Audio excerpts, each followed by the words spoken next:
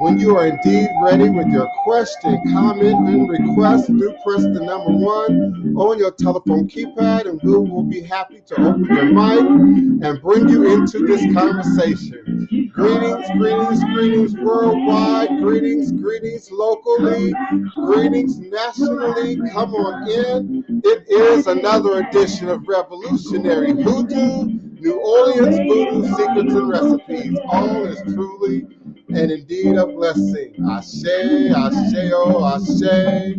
Come on in. I will be forward momentarily. Come on in. All is a blessing.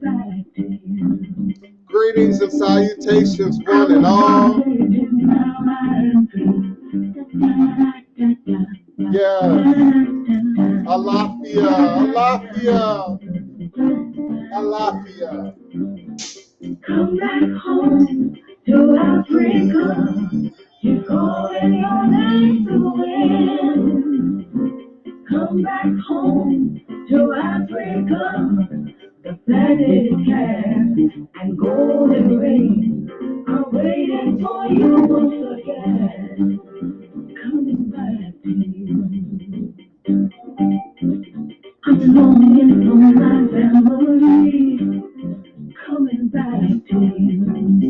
Out of bondage and now I am free.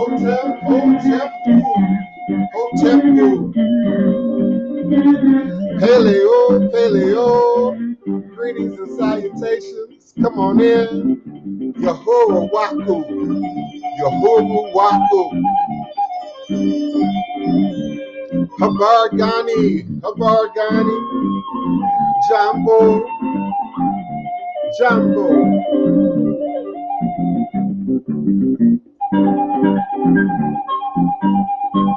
Aquaba. Aquaba. Aquaba. Kedu. Greetings, greetings. Thank you so much, Brianna Williams. Aboru, Aboye, Aboshishe.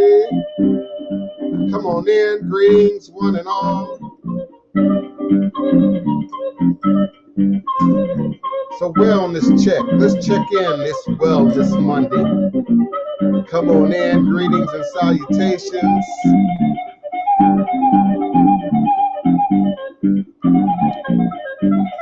Greetings, Esprit. Greetings, beloved. All is a blessing.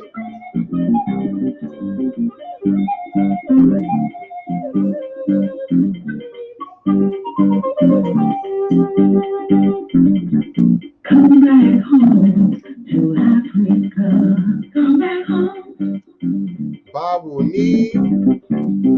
Come back home to Africa. Bawuni. Come on in. Greetings, greetings. Humble, honored, grateful, ever appreciative.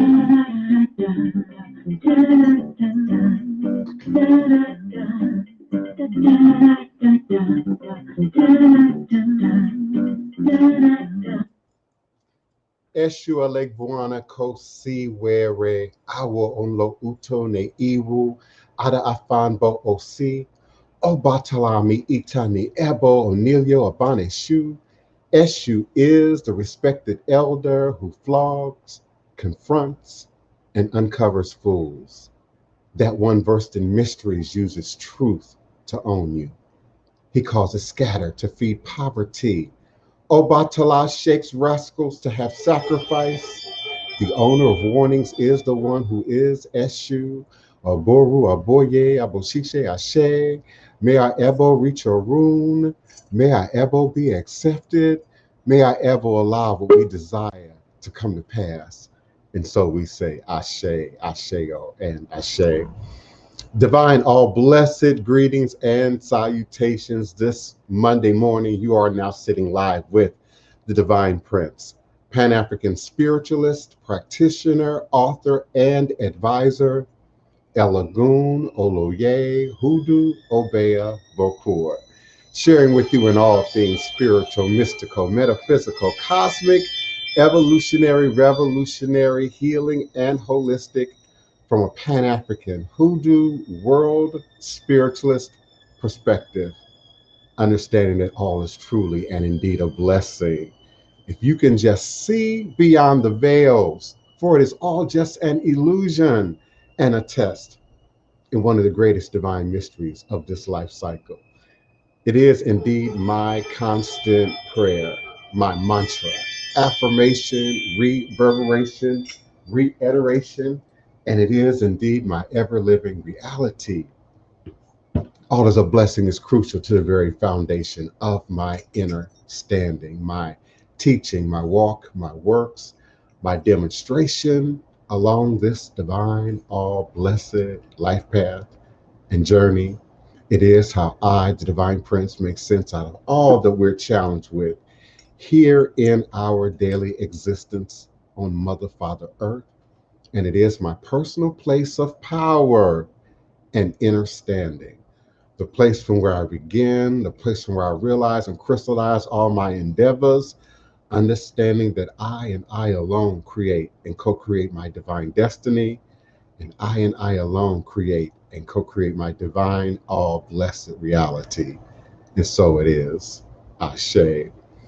Divine greetings and salutations. Again, this beloved Monday morning, I'm always humbled and honored to be emanating and vibrating with you and for you live, virtually, verbally, cosmically, quantum universally from this working temple of the House of the Divine Prince, Thai Potions, Hoodoo Central LLC, in this beautiful, historic, legendary, most enchanted, and some would say most haunted city in America, New Orleans, Louisiana. Historic Treme, Congo Square, the land of my ancestors and those who came before me along this Hoodoo Obeah life path and journey, passing down the great opiate stick, along with the knowledge of the life-giving herbs, roots, plants, rituals, spirits, traditions, and indeed, as our beloved Denise Augustine says and offers, our sacred stories, indeed our sacred stories.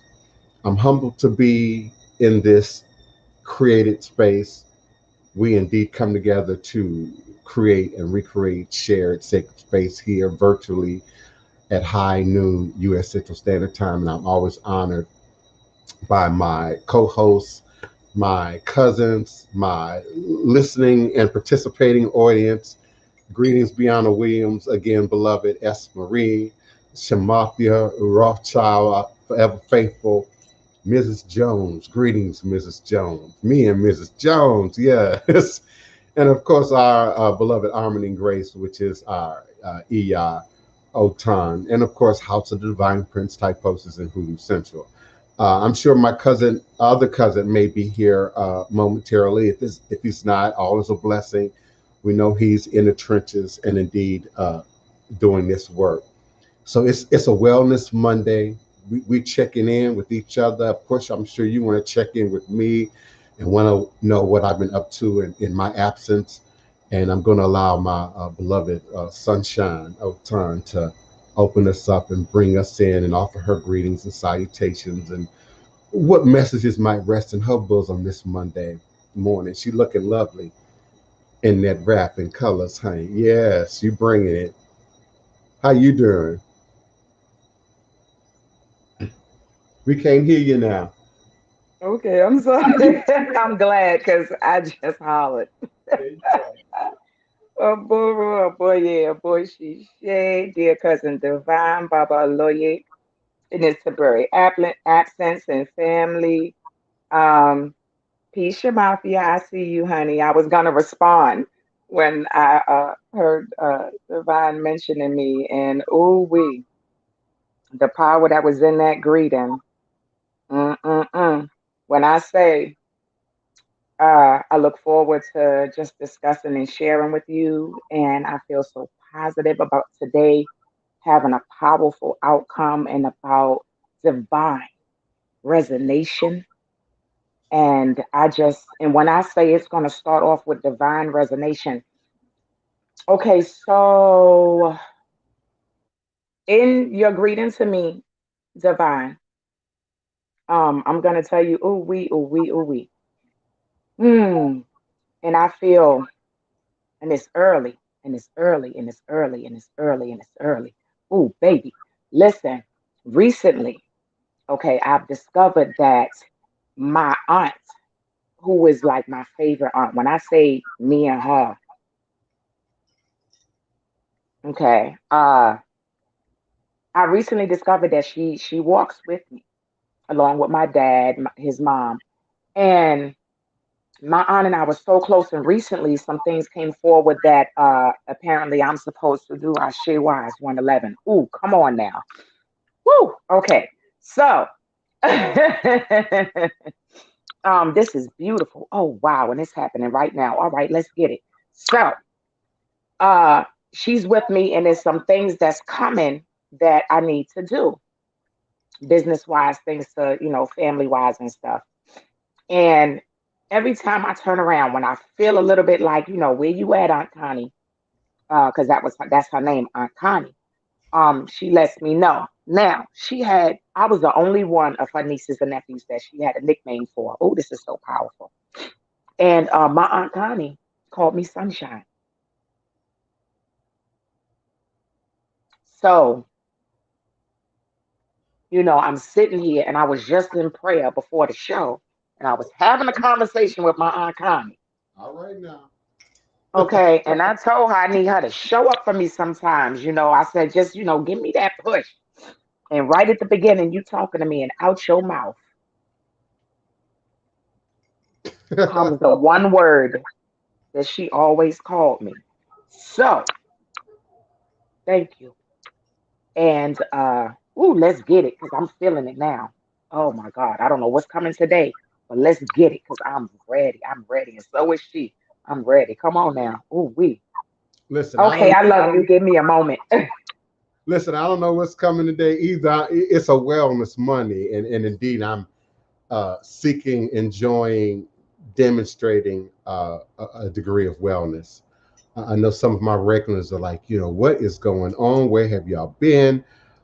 We've been doing the work, and indeed, the work to continue to keep Mayor Cantrell out of uh, Armstrong Park, out of the business of municipal auditorium, is still an ongoing effort.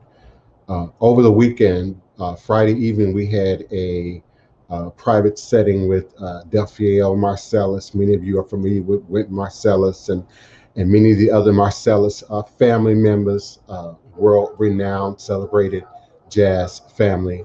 Delphiel, some of y'all know Delphiel from Sesame Street and a few other places, but he had his inaugural Congo Square Festival, and we first had a private setting with he and the beloved uh,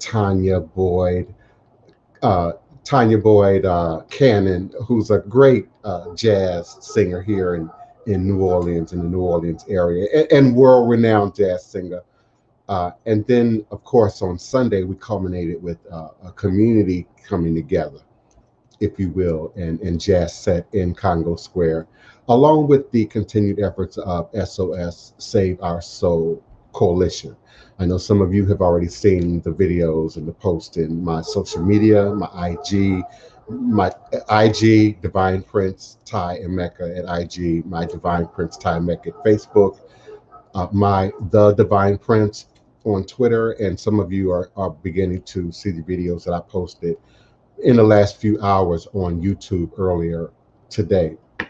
We had a great time. We also got people to continue to contribute as volunteers, as activists, as participants in this continued protection of what is sacred space, what is historic and legendary space, the first free Black community in America, and indeed the birthplace of voodoo with four O's, indeed the birthplace of jazz, the birthplace of many flavors and tastes and ideas and philosophies and cultural nuances that we now have accepted as American, which indeed had their birthplace here in not only New Orleans, but more specifically in Congo Square. So that has been quite a weekend, as you can imagine, and all the talking and passing out of flyers and uh, sharing the history and the story of Congo Square and why both the local and the non-local, the international audience should be concerned and actively participating in this. I don't want you to feel as if you don't live in New Orleans, so you can't have a voice. We indeed invite you to sign the uh, petition, which I'm trying to copy and paste right now, into the chat. Just give me a moment here to please sign the petition. Continue to sign the petition if you have not already done so. I need you to also be aware that there is a uh, survey, also Survey Monkey link that I'm shortly to share with you in the chat. If I can get my copy and paste here to work right. And we want your opinions about both locals, those of you who are local, those of you who got unfortunately sent away during Hurricane Katrina and have not returned to the city. You absolutely have a voice, have an opinion, have a investment in what happens in the municipal auditorium moving forward. I got it together, y'all. It's coming up in your chat as we speak. So please align and sign the petition. And then a little further down, there's the Survey Monkey link, which will help you to offer your suggestion, your opinion about what you would like to see happen in the municipal auditorium. And indeed, if you support us and you stand with us, then you certainly can say that. But it will give you an opportunity to share your unadulterated opinion. I also included the new SOS Save Our Soul Coalition email in this most recent chat post, Treme SOS 2001, Treme SOS 2001 at gmail.com. So certainly, please continue to be a part, of this movement. It's indeed becoming a great deal of a movement. There's never been a coalition of this type formed across race, ethnicity, ward that you might live in, the French Quarter interest, the Treme interest, the uptown interest, the downtown interest, and indeed the interest of those who love New Orleans and who visit New Orleans, who support New Orleans, who tour in New Orleans frequently, regularly, consistently. So we indeed invite your continued participation. Know that this is not over. Know that this was not a one-time or a few events, and maybe they're beyond that now. No, we're not beyond it.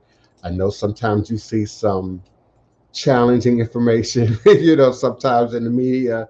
Know that we're on it. Please take the word of SOS. If you have any questions, concerns about where we are in the process, contact SOS. I've included our contact information. Contact SOS. Hear from the horse's mouth, as my grandmama used to say. Hear from the voice of the community that's here on the ground. I open my door and look right out into the park every day. I can see the roof of the municipal auditorium from my stoop. I can see the trees in the parking lot from my stoop. I can see Mahalia Jackson from my stoop. So I will be one of the people as the local resident and investment owner in this community. I would be affected as a cultural representative, a practitioner and representative of authentic traditional African religious systems. I would be most certainly invested as a member of Congo Square Preservation Society. I will be invested as a member of Greater Treme Consortium. I'm invested as a member of SOS Coalition. I'm invested. So indeed, contact SOS if you have any questions or concerns about where we are in the process and what you can still do in terms of assisting us in the volunteer effort. We also have a phone number. I haven't double checked. I haven't proofread the brochure now. It was handed to me. But the phone number is 504-264-3439. I've given you the new email address, TremeSOS2001 at gmail.com.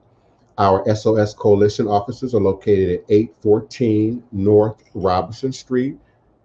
814 North Robinson Street. Many of you know that's right around the corner from me, right around the corner from Mambo Marie. And we certainly appreciate your virtual support because we don't expect everyone to be physically involved, to be here in the city involved, but most certainly your social media support. Keep your commentaries public. Keep your criticisms public. Make your videos, make your posts, share them, and by all means tag Mayor Cantrell. By all means tag City of New Orleans. By all means tag the city council members who are active and who are present with us in the fight, like the beloved Christian Palmer and Helena Moreno and the unanimous city council members who voted in support of us. Keep their nose to the grindstone, make sure they don't forget where we're going. But also, as we move towards these fall elections for non-locals, understand that we're heading towards the re-election of both mayor and city council. So we need to keep this present. Greetings, Mom, if I didn't see you before. Greetings, beloved. Did I miss my mom in the chat? Oh, I sure did. Okay. All right. So yeah, we appreciate all of you all's continued, consistent support, love, activism, hands-on participation as it relates to our continued efforts. And then, of course, we got to hear some great jazz. Oh, my goodness, we got to hear some great jazz. Mrs. Jones, yes, it can be shared to Facebook. It is already shared on my page on Facebook, DivinePrince Tyameka. DivinePrince Tyameka on Facebook, but you're welcome to share and reshare in all social media platforms. We need this information to be moved and continue forward as much as possible. I didn't put my dot there, gmail.com, but y'all understand. Y'all know what it is. So we welcome you. We appreciate you. It is indeed Wellness Monday. We open the mic. We open the webcam to your questions, your comments, your request, your commentary. Chef Bougie, greetings, beloved. Alexis Williams, come on in. The beloved Arisha, I'm sure she's somewhere near. She's at least an earshot, I'm sure. Come on in this Wellness Monday. How y'all doing? Yes, indeed. Man, I met artists. I met authors. And I'm going to share some of them if you will allow me.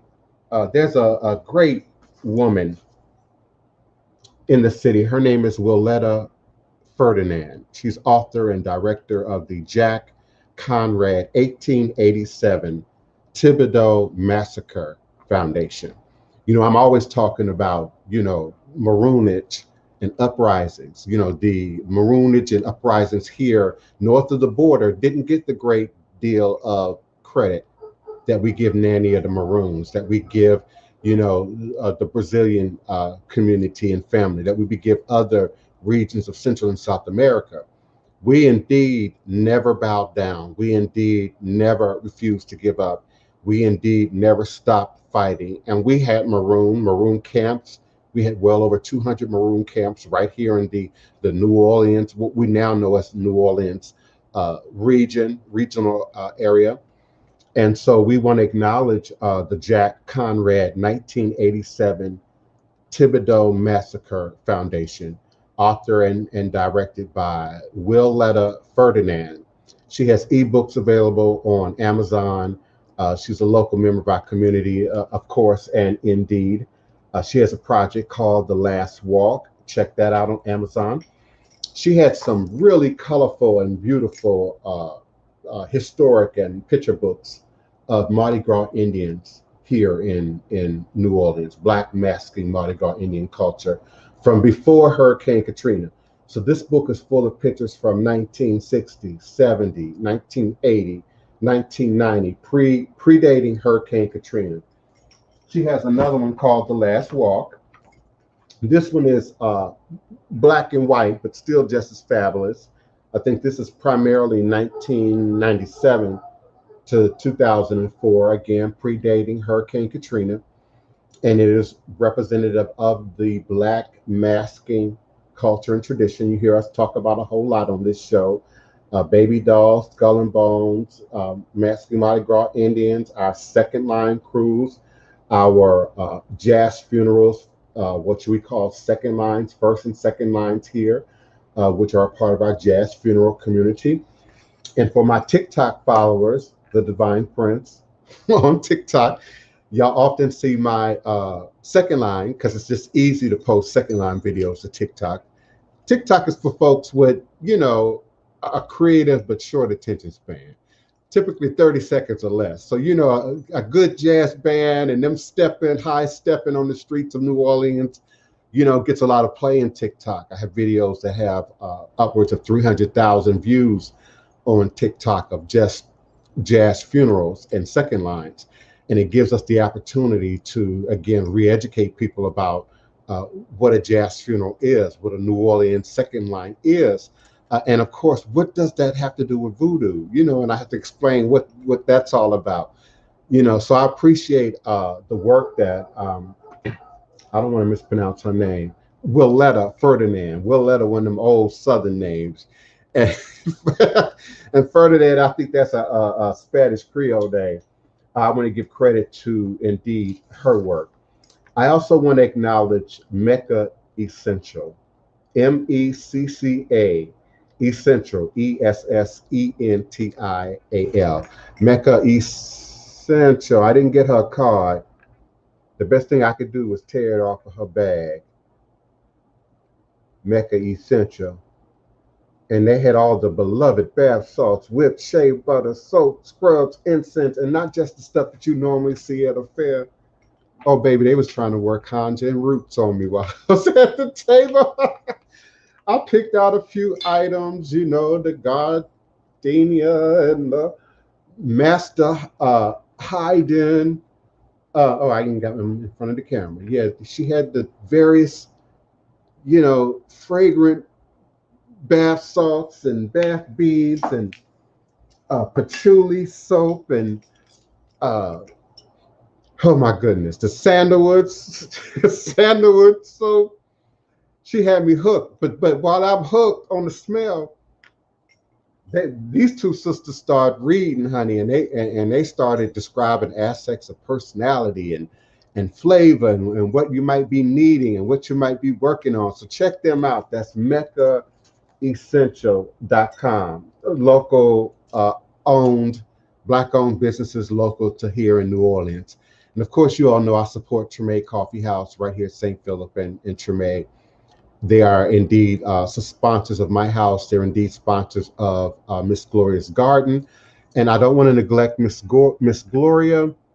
She's having a sit and sip. I believe it's on Saturday. Let me pull that up. Give me a second, y'all. Miss Gloria's Garden. You all are aware of Miss Gloria. You all know I have my own garden, but I'm also active in the community garden. I have two right here on my block, both maintained and operated primarily by myself and Miss Gloria and her daughter and her husband and many other people who are active in the community who know the importance of fresh produce, fresh herbs, fresh vegetables. So rain, go away. The new date is Tuesday, not Saturday, Tuesday, August 10th. So that's tomorrow. Tomorrow. Jazz in the Garden Fete is $15 by Cash App. It's also Wednesday, August 4th, 5 p.m. to 9 p.m. They will have food, fun, and drinks. It will, of course, be set in our beautiful community garden. Tomorrow, Jazz in the Garden with the amazing Israel music from 5 p.m. to 9 p.m. Great reggae cultural performers here in the beautiful city of New Orleans. And due to the increase of the COVID-19 variants, of course, we're asking that everybody wear a mask and be prepared to, social distance yourselves and be extra careful. But we will be outdoors. We will be in the garden, and you'll be able to even sit as far out as the sidewalk or even the street if you want. And you'll be at a safe distance. And again, there will be food, fun, and drinks. You can visit Miss Gloria, Ms. MS Gloria Kitchen. She has two pages, Miss Gloria's Garden, and she has a Miss Gloria's Kitchen. So visit her Miss Gloria's Kitchen on Instagram, and you can see the poster that I'm pulling the information from. You can also get her Cash App at $ Miss Gloria Garden. $ Ms. Gloria Garden. MsGloriaGarden. And if y'all have seen Miss Gloria, you know she sells the garden. I think Miss Gloria might be 70. She might be 72. But Miss Gloria acts every bit of 35. She look every bit of 35. So you know that what we clipping and cutting and deep rooting in that garden is actually working on her and me. So I'm grateful. So we appreciate your support and your participation. And if you're local or you plan to be in the area, come on out. Come on out. We certainly do appreciate you. And just like my beloved Otun, I got your back too, boo. And I got that of the community. So thank you kindly. Greetings, Denise Preston. Good morning, beloved. Thank you so much for joining with us. Thank you, Mrs. Jones. She's on my page. You're on what? My Facebook page? If you're on my Facebook, forgive me, you're going to see a lot. Yes, No, ma'am. she asked what your name was on TikTok. Oh, on TikTok. Okay, this advertisement isn't on my TikTok, but certainly all my second lines and my community videos are on TikTok. Give me a second. Yeah, it's The Divine Prince. The Divine Prince, one word on TikTok. The Divine Prince. I'm usually good on these personalized URLs. I'm not sure yet how that works on TikTok. So I'm sharing the link that I have. So I don't know if that's a personalized link that only I can use or if that's a link that everybody else can use. So try that for me, Miss Jones. Try that link I just popped in and let me know if that actually works. And if it does, great. If it doesn't, I'm going to have to figure out how that works. It might be tiktok.com/ The Divine Prince. That's what I would assume. But naturally, I haven't tried it because I've only been on TikTok briefly. So just check that out and let me know if that works for you. So I'm, again, always honored and grateful to not only be a demonstration of authentic New Orleans hoodoo, voodoo, root work, conjure, but also the culture of performance, the culture of food, the culture of dance, the culture of community that also goes hand in hand with these traditions. Some of my older long-term listeners have heard me say many times, you cannot operate in these traditions in isolation. Otun, I'm sure, would support me in that. You can't operate in E5 really in isolation, not authentically, not truly authentically. Much like you can't be, a member of a family, and you're not operating authentically within the dynamics of your family. And I understand that that's problematic for many people in 2021. I understand that's problematic for America, in a great deal. I can't speak for my international audience. I can't speak to what degree the dynamic of the family has broken down in other countries, but it's certainly an issue for us here in America, black and white. The dynamic of me, myself, and I, in many cases, supersedes family, village, community, shared support, collective work and responsibility. I've been pulling out all these Kwanzaa philosophies in the last 24 hours. Collective work is a responsibility. And so not only do we seek to build inroads in our community as spiritual people, enlightened people, conscious people, we're also called to do that work in our families. And some of y'all gritting your teeth right now. I know, because that was me once upon a time. You gritting your teeth. You ain't trying to think about mama, daddy, nobody else. Me and my mother have shared ourselves raw about what we've lived through and endured and have healed through and have evolved from. And if you need an update, go back and get her book, A Letter to My Sisters, A Letter to My Sisters by Voncel Savage. You can get it on Amazon for the low low. Check it out. Her story's there, so a bit of my story is there as well. So I understand shadow work when it comes to family, and often when we're doing ancestral work and divination, when we're working with Egun, Egungun, and Galede, and the many other aspects of ancestral masquerade throughout the various ethnic groups, cultural ethnic groups of West Africa that made its way into our cultural nuances here in America. You have to address shadow work in doing ancestral work. It goes hand in hand. It's a given. How do we thus acknowledge the Marcus Garvey, the Mahalia Jackson, the Louis Armstrong, the Malcolm X without acknowledging their story, without indeed acknowledging their legacy?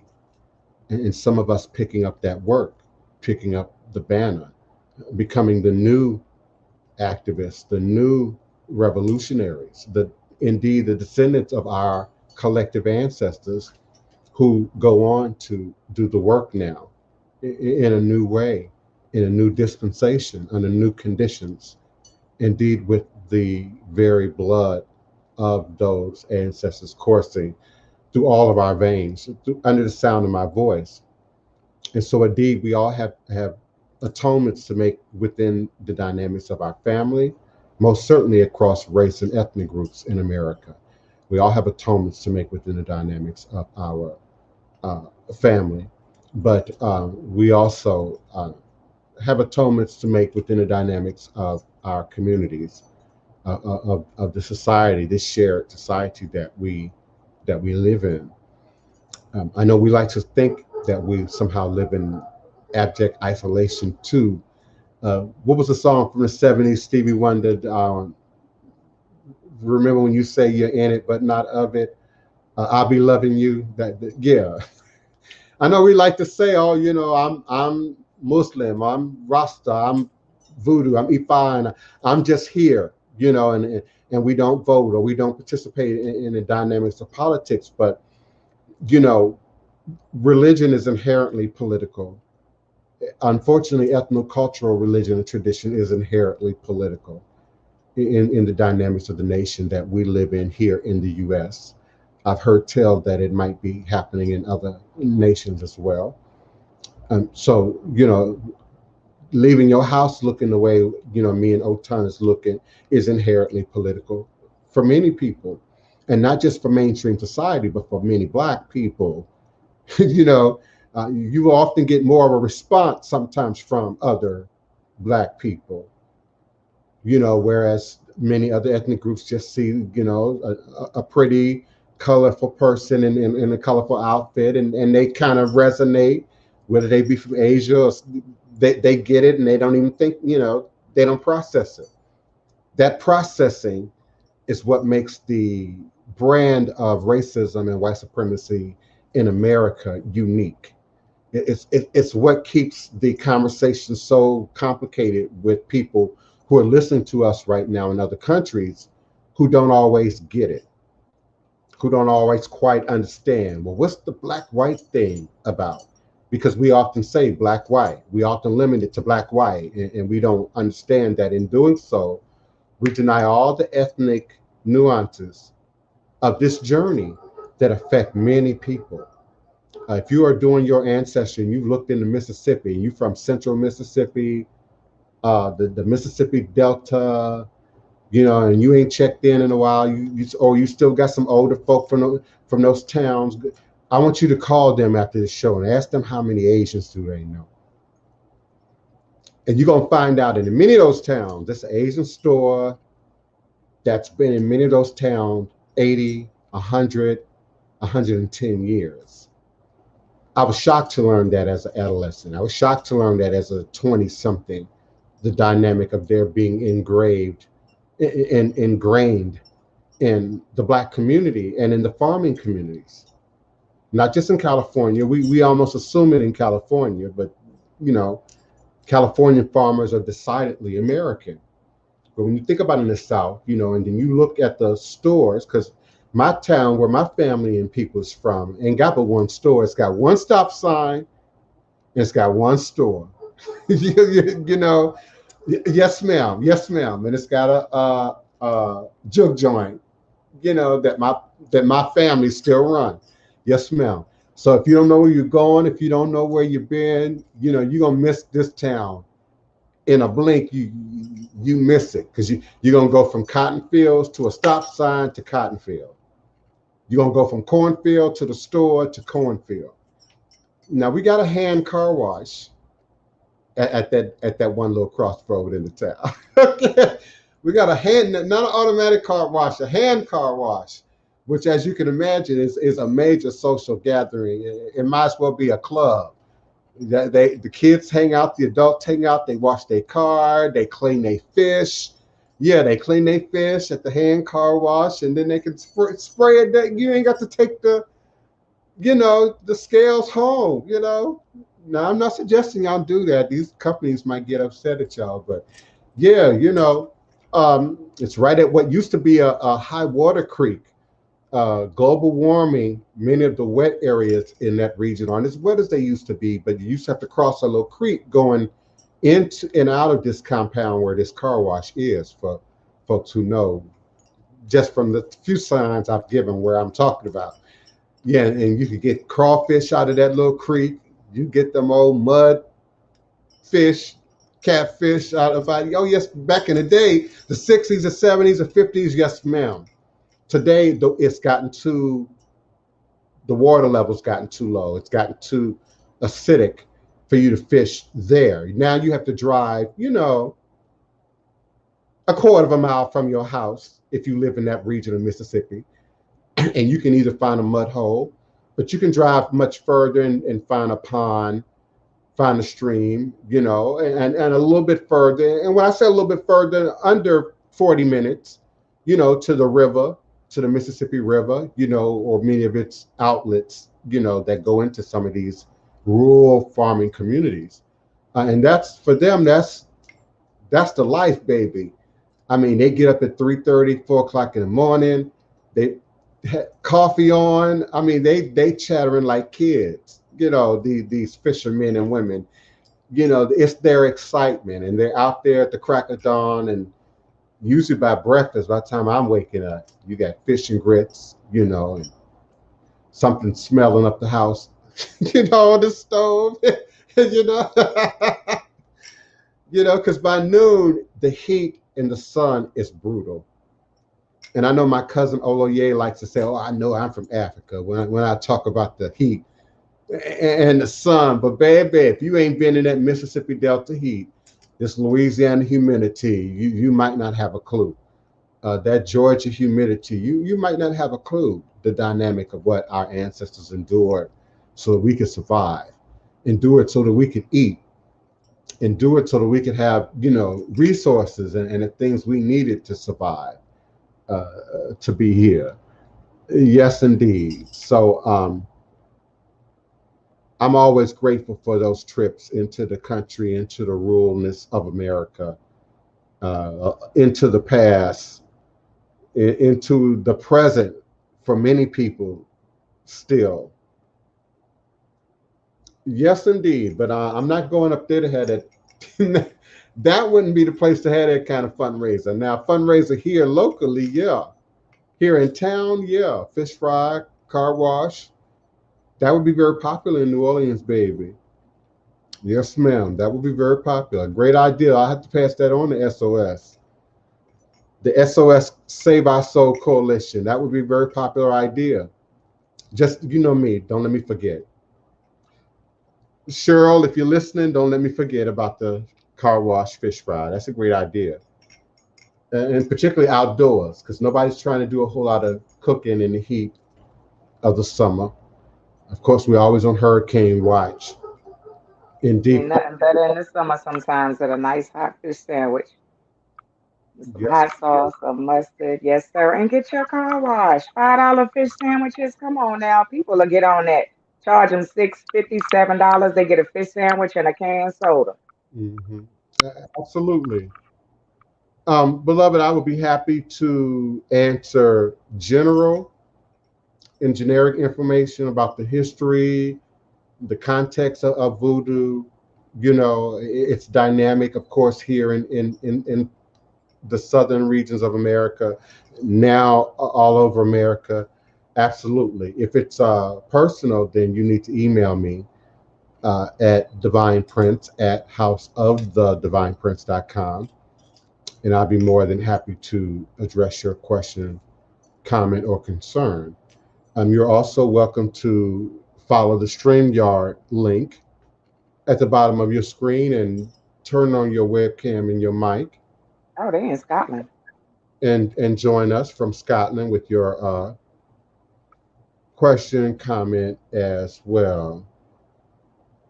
So what is your question in which you would be seeking advice? We curious minds want to know. So you can type it in the chat, or you can again turn on your webcam, your mic, and bring that here to the audience. I never want to neglect my faithful Blog Talk Radio audience. For indeed, without them, I wouldn't be here. I started this journey, I believe, back in 2008. I was indeed listener on Blog Talk Radio in 2005, shortly after, Hurricane Katrina. We had nothing else to do. Of course, the Blog Talk Radio platform was brand new back then. And may she rest in her room, Queen Ifawole was still alive, and many others. And it was just a hot mess on Blog Talk Radio back then. People wanted to argue about Orishas back then. People wanted to argue about Lukumi and Voodoo back then. People were still trying to delegitimize Voodoo back then. And many of you of a certain age would not have been in this audience now if it were not for the teeth cutting that took place in social media, Yahoo 360, Blog Talk Radio, MySpace, Black Planet even, back in 2003, 2004, 2005. I started doing my own broadcast in Blog Talk Radio in the year 2008, December 2008. So I would have been, I would have still been in Memphis, Tennessee at that time, still trying to figure out how I was going to make my way back to New Orleans. So I always have to acknowledge my Blog Talk Radio audience. Alpine Blaze got into all magic after astral projecting since he was 18. He's now 39. And when people cross me, something bad would happen to them. That is not necessarily just akin to magic. Indeed, I know people of various religious beliefs and persuasions that would probably acknowledge that degree of experience. I'm just noticing how chalky my lips are.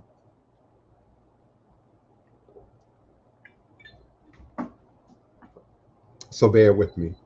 Yeah, I would know some Christians, some Muslims, some Buddhists that might indeed share a similar experience. I think there is a degree of karmic and universal magic that's just natural to nature.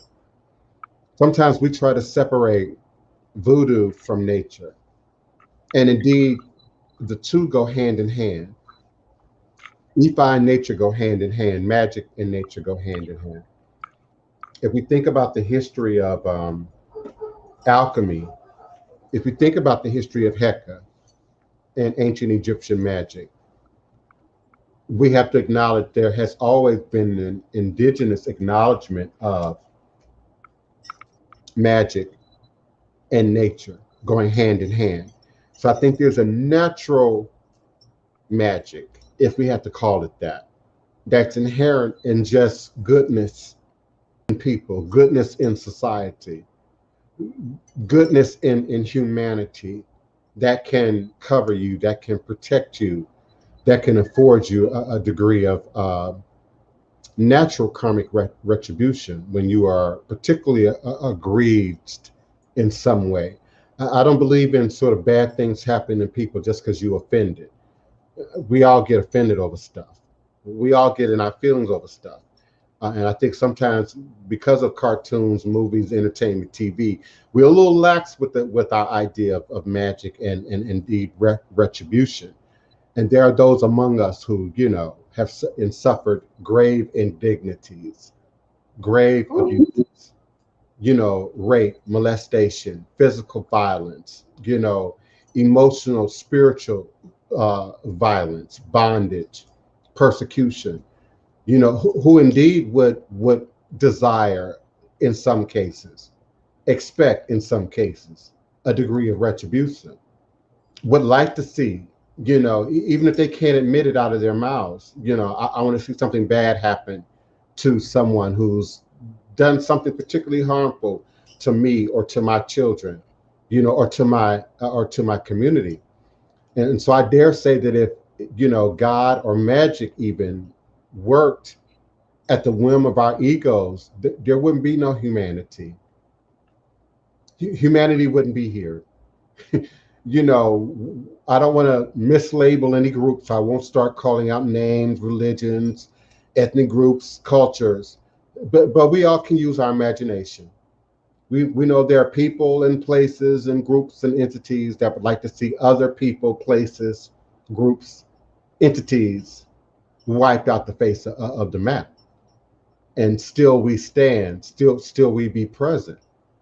So if ego got into the way, that kind of magic, Alpine would just be all over the place. But I do believe that there's a divine and even not just divine, but even an ancestral magic, voodoo, call it what you will, that retribution, divine retribution might be a safer phraseology for you, for a listener.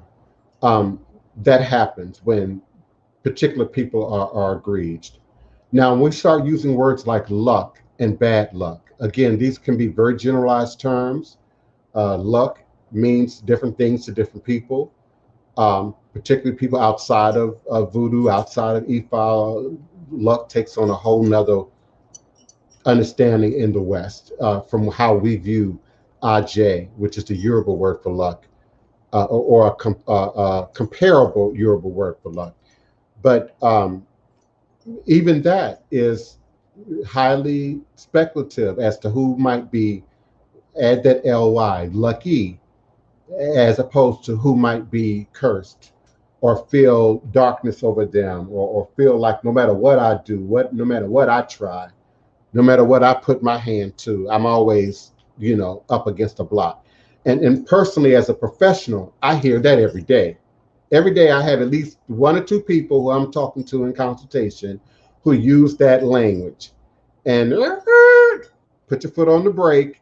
I'll be, hold up, let's hold up. Snatch that back out of the air while you still have an opportunity. Now, if you meant to say that, then let's be clear about it. But again, especially in the West, we throw around, I got bad luck. If I didn't have bad luck, I wouldn't have luck at all. We hear that in the Black community. Yeah, stuff like that we say that only feeds the idea that somehow we are lucky or somehow unlucky, or somehow the next person, who it appears to you, good things are something good always happening in the Otun. She always smiling, her kids always doing something good. I don't know who she thinks she is. Well, where she get, y'all know how folks do. And so that idea of I'm somehow not as blessed as you is a figment of their imagination. It's not necessarily, factual reality as God would perceive it if he's looking at all of us in a collective course. Now who's more luckier? Who's more blessed? We add humanity to it. So I feel very cautious. And my regular listeners know this, Alpine. This isn't just for you. They used to hear me say stuff like this. I'm very cautious about sort of the idea that we direct the curse, that somebody cursed you, you know, and people who run with that as the truth, you know, without looking at what's your evidence, what's your scientific basis for, what's your well-groomed experience basis for being, you know, uniquely blessed or somehow uniquely cursed more so than the other. So I think there's a natural magic that happens that's in nature, and it's in the water, it's in the food, it's in the food you eat. It's natural to the plants, to the trees, to the ground. So of course it is tampered with when it's in processed foods. But for those of us who tend to pay more attention to the organic nature, the natural nature of what we eat, what we drink, how we live, the air we breathe, the energy that we inhale and exhale, the energy that we share and project, excuse me, not just on others, but also on ourselves, can show up as a natural form of magic, where some people will appear to be luckier than others. And indeed, others would appear to somehow not be able to make a move to the left or the right without somehow always getting caught, you know, in their stuff. And there's always a lesson for all of us to learn, no matter which side of the moment you're on. There's always a lesson for us to learn.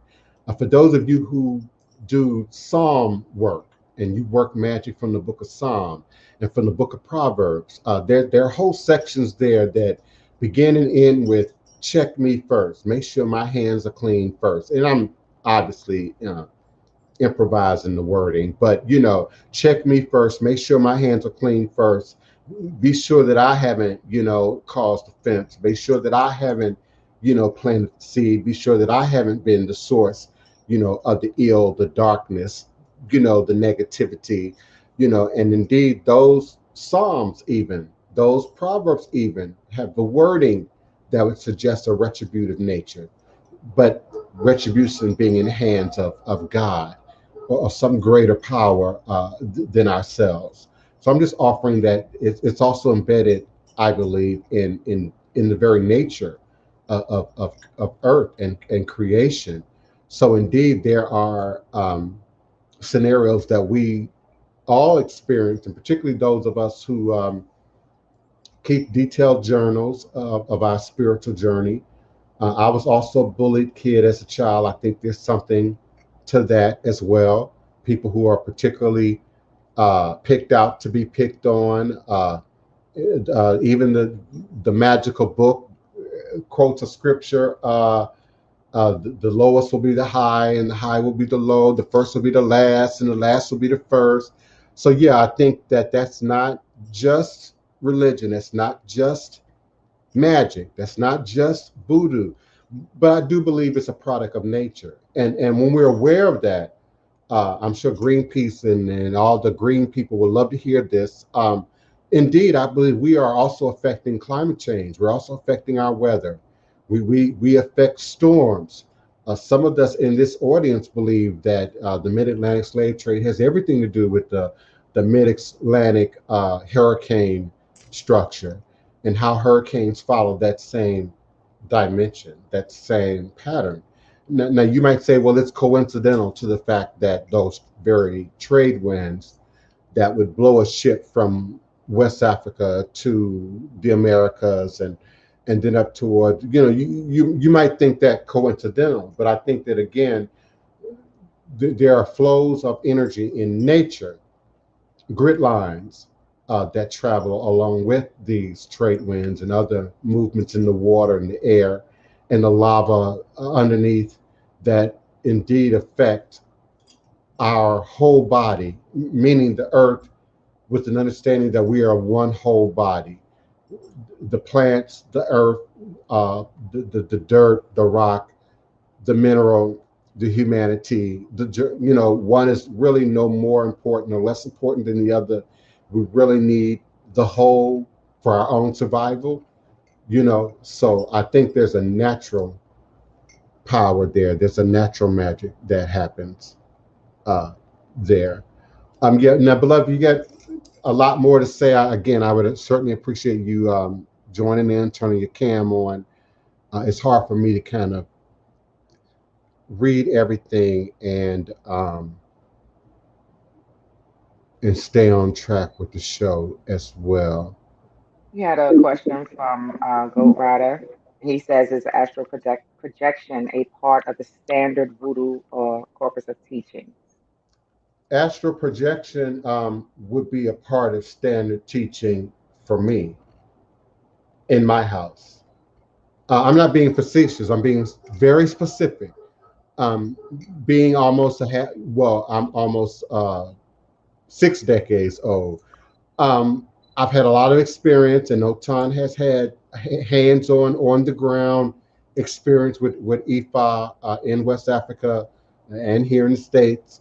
I would say that it's not necessarily something that is singled out to be taught in any particular any particular house. I mean, come on, people are already just having enough of a struggle. I'm having enough of a struggle at my age, in my experience, with just the language. Otun is way better at the accent than I am. It rolls off Otun tongue much more fluently than mine. And I say some of the same stuff every day, all the time, over and over and over. There's so many other components that Lukumi is trying to teach you about their protocol. There's so many other components about Nago tradition, about Osogbo or Oyo, Nigeria, that you're learning, as Otun or Oloye have done. Often words, particularly words that we associate in English and in the West, don't often come up in the conversation, right away. And this is a bit controversial what I'm getting ready to say, but I've said it before. They're just now beginning to really realize the value. West Africa, Nigeria, Ghana, Cameroon, the value of the Black American audience. So just the idea that they're even thinking of, I'm waking up today to acknowledge Shango and Oya. To what degree am I thinking about my descendants, my ancestors, my cousins, my brothers and sisters who got carried away in the Middle Passage? That's a new concept. Even now, when I interact with West Africans in social media, that's one of my top 5 questions. What do you know about the Middle Passage? What did you learn in school about your enslaved relatives? What do you know about slavery? And so that's still, unfortunately, contextually new. So when we start talking about things like astral protection and projection and shadow magic and candle magic, and most ethnic groups, not just in West Africa, around the world, aren't using that language, aren't thinking about those philosophy, those ideas. Those are very Western-like notions. However, they are absolutely present and embedded in all the traditions. If you talk about mounting, if you're talking about being mounted by Loa, if you're talking about being mounted by Orisha, if you're talking about of active possession in a ceremony, absolutely all sorts of what we would otherwise call psychic phenomenon, spiritual phenomenon is taking place.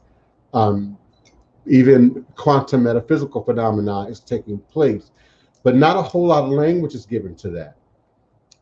Even in the church, not a whole lot of language is given to what's going on in a sanctified ceremony, in an evangelical demonstration. And I'm talking about when it's legitimate, when people is falling out and speaking of the tongue and casting out, there's no instruction given to that. So there's no shade, there's no vanity. I'm not being fresh. When I say we do, my house does, but that's why I'm the Divine Prince. And that's why PBS and Nat Geo and his channel, Discovery Channel, that's why they want to see me. Because that it's not.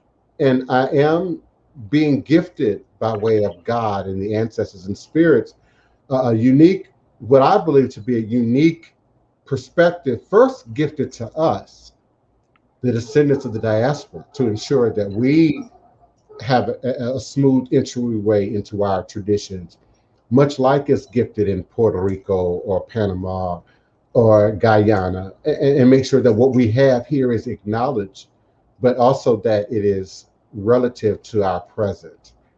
I say result oriented work right now, right here in this present moment, in time space, because we are right now people. We are living a right in this present moment reality. I don't care how repatriative your mindset is. Right now, we here. Unless you're listening to me from Ethiopia or Ghana, right now we here. And so I'm right now oriented. But yeah, I go into word detail about all sorts of things, astral projection, dreams, dream interpretation, because all these things are uniquely individual. We think them to be something that we can sort of get in a catalog book, like the dream books that I remember, the 1970s, and even among what we used to call wives' tales, oh, baby, I had a dream of fish, somebody in this house pregnant, which one of you young girl, and that was common in the Black community back in the day, but everybody don't dream fish, and everybody don't dream fish in the same way. All of y'all dreaming and claiming y'all seeing Mommy Wata and Gimme Ya and whatnot.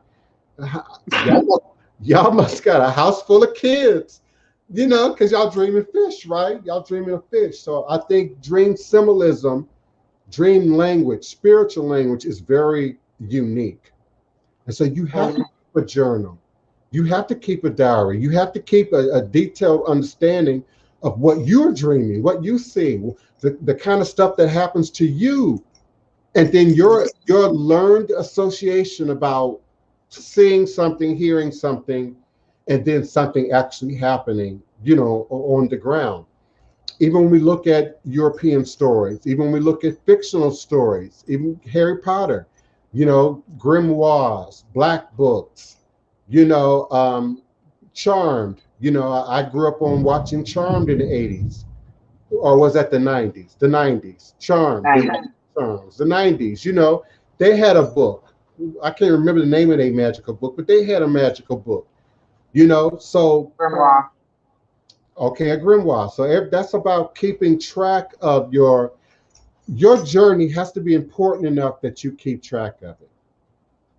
And let me be clear, I first learned this from my evangelical Christian mother, who journals, who writes, who studies, and then writes about her study, who's got more than one dictionary, who's got more than one biblical thesaurus, who's got more than one biblical dictionary, who does the study. That's the background came up out of. So it's not just about witchcraft or magic, but anybody who's serious about this spirit walk, you're documenting that. And so you're learning certain rhythms, certain seasons, certain cycles. As women, you know your cycle, right? You know when it's late, right? You know when something's off, right? But you had to learn that. Now maybe you didn't write it down, but you started practicing that from as early as possible. You started noting, and so I'm sure many of you can point to dates and seasons, and yeah. So we have to address our spiritual walk similar. Also, I wanted to address Alpine Blaze directly. One of the things I believe, as Sister Shamafia was mentioning, that you can do, at times our spiritual walk can be a little frightening, especially when we have no understanding of our gifts and we're watching certain things manifest, or we're seeing things happen that we have no idea where they came from. It's nothing to fear. The key is you've been acknowledging a lot over the span of a large amount of time. Now, Spirit is kind of saying, okay, you've been kind of flying by the seat of your pants, and it's time to zero in on that. So, what you're being guided to, what you're being pushed to do is to seek guidance so you can get an understanding of your gifts. One of the suggestions that was given is something that Divine, as well as myself and Baba Oloye, stresses, which is journaling. because that is one of the very key things to begin to understand your gift, to understand how spirit talks to you, works through you, and how things manifest and come to be. It's not about being afraid of it, because it's no need to fear it. That is what, divine? And what? Come on with it. That's an illusion. Done. So fear is false evidence appearing real. Um, that's you stepping out of your comfort zone, and now you're going to have to learn how to get a handle on it. So my suggestion again, first, is to journal. Write down different things, even if it's things that's happened in the past. Start to write them down. You don't have to remember whole chunks of everything. The bits that you do remember, write them down. Over time, as you review the things and the notes that you have written down, they will begin to weave themselves together and piece together for you to get your understanding of how spirit works through you and for you. And it'll also help you to define your gifts. If you would like, um, you may also want to consider getting with someone you trust that's spiritual, some kind of diviner, or someone that can do a reading and help guide you in the direction that you would need to go to hone your gifts, to make sure that you're walking in the path and in the destiny that you set before you came here. So sometimes, as things get more intense, as you said, you said you were afraid.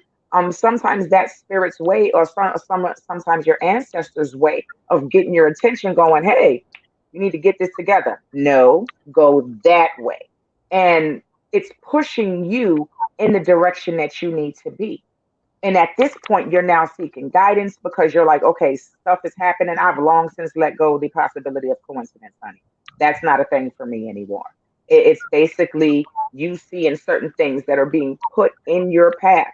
And to you, sometimes you're going, "Well, man, that kind of looks like it's lining up, like, but that can't be it." Don't second guess yourself. You need to look at what's there, dive deep in the directions, the pushes that you're feeling as you're going forward in this direction. Look where you ended up now. You are in a place now where you can connect with people that are kind of help guide you in the way that you need to set up and figure out how your gifts work, how they work for you, how spirit speaks to you, and thus works through you. As far as it being good or bad, and you saying you wanted to channel it for good or bad, that choice is yours. You determine the actions. You have to remember that, as before words, a lot of people say, watch what you say, but words are first created as what? Thought. So positive thinking, meditation, deep breathing, things of that nature, and always making sure to check yourself first. And it's all part of doing the work. It's not going to come overnight. It may seem a little daunting or a little frustrating at first, but if you keep at it, I can promise you, you will see the results. But you have to be clear in your intention, honest, because I'm going to tell you something. Even if you mean to do harm, you can't hide that from spirit anyway. But just these are just a few things I would like to encourage you, and hopefully put you on the path, or to get you in the direction in which you need to go, for things to kind of smooth out and to get you comfortable and in understanding in which you in a direction in which you need to go. So I hope that does help. Um, Peace, love, and light on your journey. You're always welcome here. We appreciate you listening and joining in. And absolutely, please do come back. Divine, do you want to add anything? Yeah, I just, I agree with everything that you said. I just want to, how you write a journal is as individual as a person writing the journal, and where they are in their journey. You start with simple things, the date. Some people are indeed looking at and keeping up with, the astrology of a thing. So they might be keeping track of, planetary movements each day, and keeping up with that. They might just be noting their dreams and what detail they can remember and recall. From the dream state, you might be writing and reaffirming affirmation. So there's all kind of ways to go at and to address journaling. Just be as the more serious you are about it, the more committed you are to it, you're going to find the more specific and more detailed your journal will become, the more information you'll begin to incorporate within your journal, even business ideas and creative notions. I capture often first in my journal. So it's important to document your journey. Absolutely. We are Yeah. certainly grateful for you. Thank you for your participation. Go ahead, Eon. I was going to say that for me, um, when we look at certain things happening, when we experience certain things, we have to try to be mindful, especially when it presents itself in the essence of some form of retribution or justice, okay, being carried out. In Ifa, one of the things I really admire about Shango, Gabiasio, uh, with Shango, you know, the axe that he carries, right? It's a double-edged axe. So as we're going through things in life, we want to try to remember to always not just in remaining humble, but the grace, right? The grace that we would like to see, the grace that we would like to receive from people when we're not quite making the right decisions, when we're just learning, when we're getting our feet wet a little bit and trying to get our sure footing, right?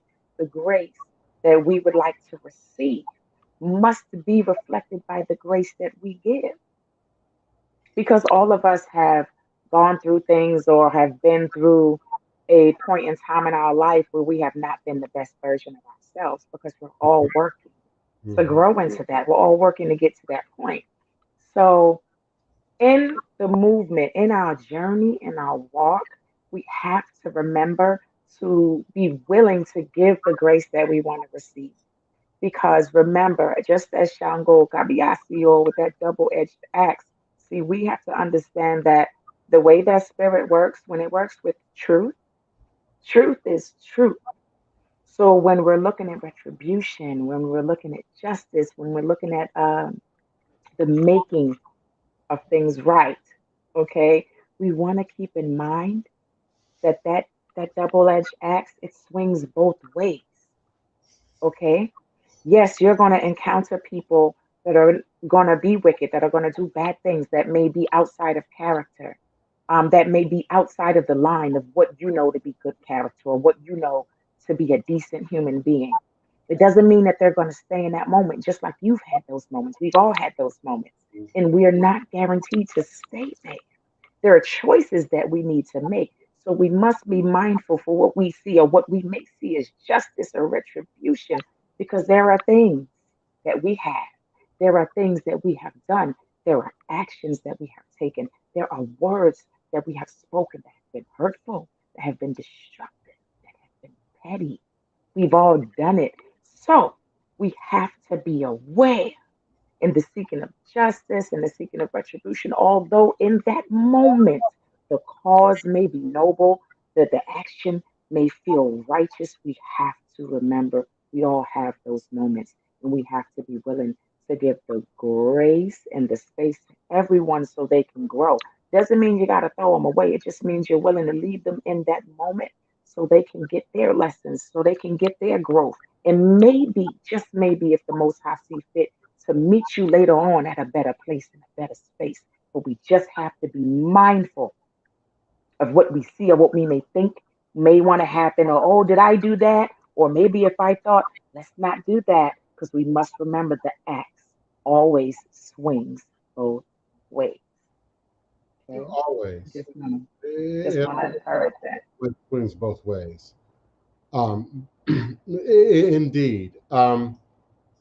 It's just amazing to me how what I see, what I hear, what I speak, what I say, even behind the scenes, even unknowns to the greater community, only to see that manifest, that answer, Otun, be right in your face. You know what I mean? But we, have inherited, unfortunately, so much ego and carnality and selfishness and self pride and false ego and seeking ego, in places where, we should be seeking to build strength and build power. That we often are only focused in on aspects of the work that don't require us looking at ourselves, and indeed that's where the work is. That's where the work begins. That's where the work has its foundation. We have about 40 minutes in the show. I'm certainly grateful for everyone being here, everyone's participation and support of the show. I invite your questions, comments, requests. Our calling number is area code 845-277-9143, 845-277-9143. When you're ready with your question, comment, or request, do press the number 1 on your telephone keypad. I'll be more than happy to unmute your mic. Something else I wanted to say too, in response to both Craig and the other person. Um, Emotion is very low on the vibratory spectrum of energy. There's a great deal of emotion that is connected to physicality, that is connected to earth, that's connected to our humanness. And in all intents and purposes, it's not some of our most higher vibrating energy. So, we take emotion even with the grain of salt, even our own emotion, and clarify the root of our emotion. And when we're looking at mental health and imbalances created by other traumas, that infuse themselves in mental health, then we most certainly can't trust emotion. That's why we have people with anger issues. That's why we have people with depressive issues, sadness issues, and you get stuck in a particular mode of operation, and then instead of a rose-colored glass, your glasses are colored by that emotion that you are operating in, that you're sitting in. And that's another reason why I strongly support keeping a journal. You'll find how fluid and transitory and fickle emotion can be if you're someone who's kept a journal over any length of time, and just gauge what is of importance to you yesterday versus what's important to you today. What was important to you in the past versus what's important to you, at a particular age, now, in the present. So emotion can indeed play games. People can fall in love and be enamored by, then that's going to affect and color what they see, what they hear, what they perceive. Ask any woman who's ever been in love, ask any mother who's ever loved a child who's done something really, really horrible, the kind of games, your own emotion, well-intentioned emotion, can play on your ability to sort of operate from your higher octaves, your higher vibratory centers, where your wisdom rests, where your experience coupled with wisdom, coupled with your ability to be intuitive to something higher than yourself kicks in. Because just because you're 50, 60, 70 doesn't mean you are just getting by on your experience and your wisdom. But you've also learned, hopefully, by that age, to be more intuitive when spirit sees things that you can't see and understand. When spirit says halt, stop, make a left, make a right, make a change. So I see emotion to some degree as a bit of a weakness when it's not kept in its appropriate perspective, if that makes sense, Otun. Absolutely. Absolutely. So, I will say this. Everyone has to understand that we all have gifts. We all have talents. Yes, some more so than others, depending on your family, your purpose, your destiny. Um, the key is to always seek the highest, the better version of yourself. We must be mindful that as we are going through this experience of life, of humanity, that we all are going to fall short. There is not one person walking this plane that is without fault, that is without mistakes, that has it all figured out. Um, let's just be mindful that is as much as we look to others, that we also look inward to be the change as well as create the changes that we seek outside of ourselves. A lot of the time, it starts from within, and that we absolutely need to be mindful of our thoughts, actions, words, thoughts mainly because they are the precedent to everything else that follow. Um, and also to look for commonalities when communicating, and it's not to be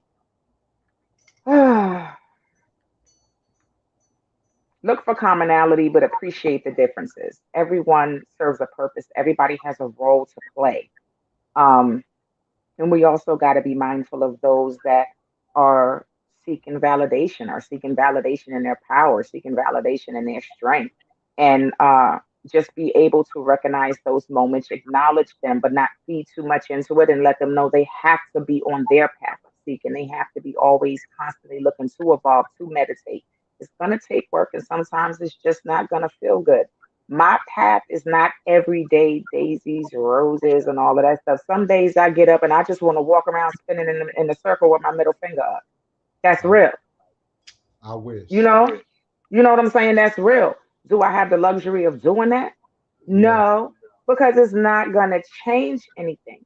It all depends on whether I'm going to allow my emotions and the actions of others to dictate and direct my path, how I feel, what I do, what comes out, what goes in, what comes back, all of that stuff.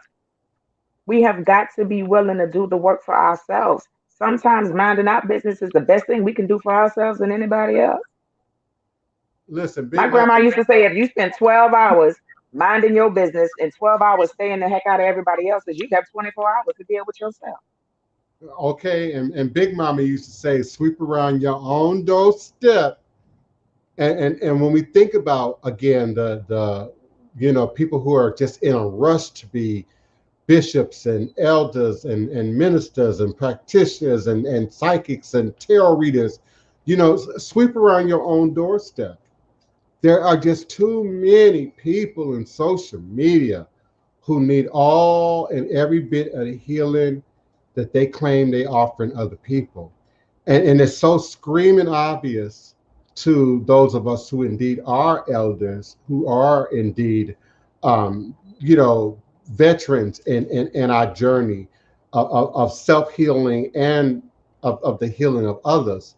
It's just amazing to me how quickly we are in a rush to take on, I'm gonna put it in terms you all might understand, and take on other people's toxic energy.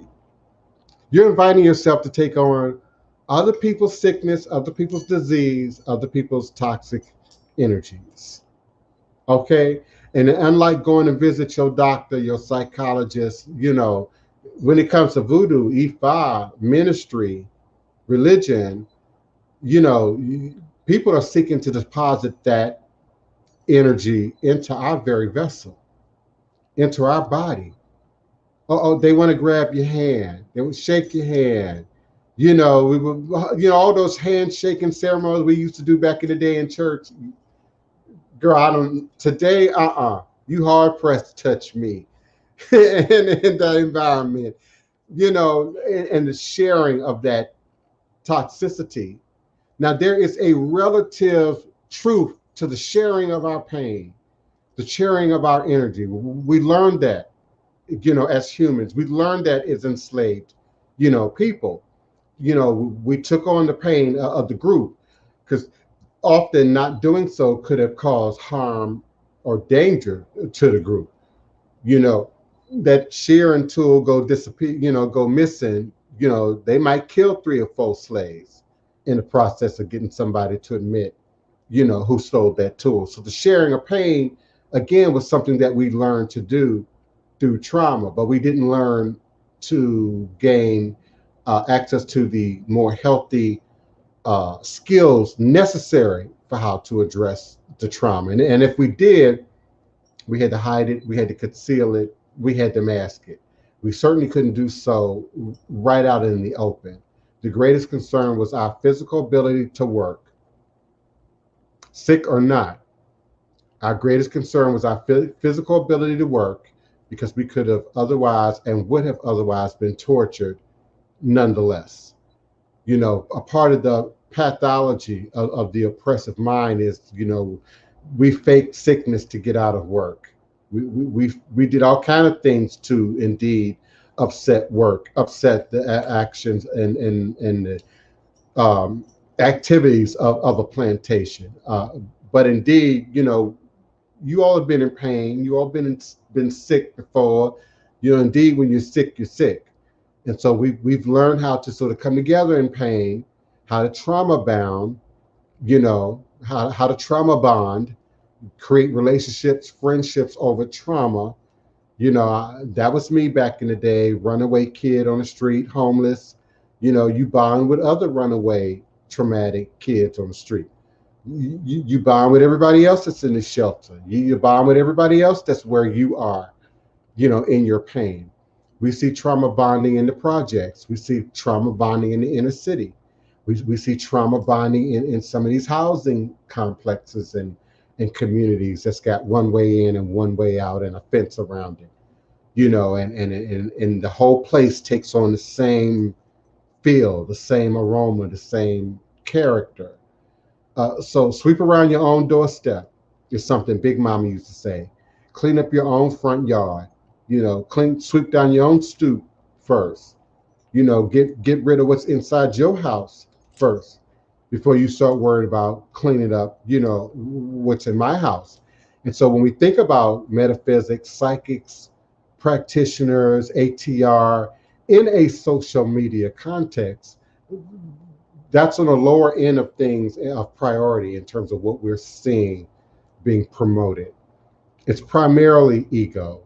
It's primarily either about the ego of the service provider and the ego of the person that they're trying to draw in to be a part of their service, to access and support their service. You're often feeding your ego needs, feeding to your inner carnality, a need to be, young and beautiful, a need to be rich, a need to be in love with someone who's probably inaccessible to you, as opposed to feeding those real inner needs that build your own empowerment, that truly build your own ashe, that truly build your own force as a independent healer, practitioner, moving forward in your more mature years.